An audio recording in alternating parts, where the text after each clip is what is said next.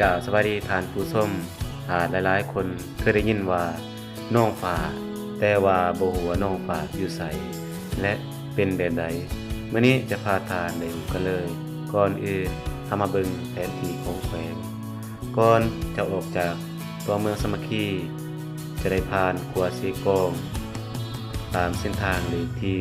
18 b นั่นเองผ่านเมืองไสสิทธาตามเส้นทางเลขที่18 b เป็นเส้นทางเข้าสู่สสเวียดนามผ่านบ้านหลัก52และบ้านหลักร้อยจะมี3แยกและเลี้ยวซ้ายเข้าสู่ทางแดงโบคำมังตัดนั่นเองและได้ผ่านหลายๆบ้าน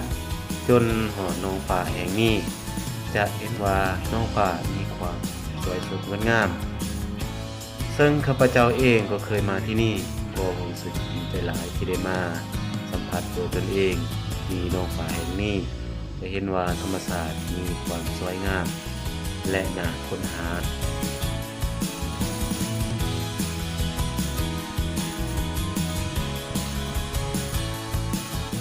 ซึ่งแนวน้องฟ้าแห่งนี้เคยมีนักสำรวจหลายๆท่านเป็นต้นเป็นสาวรัสเซียและ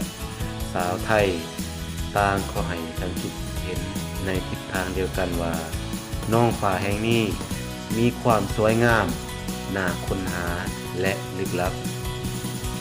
สิ่งที่พวกเขาได้ค้นพบหลายๆอย่างในที่นี้ซึ่งเราจะเปิดเผยในตอนที่2อย่าลืมติดตามตอนต่อไปเด้อ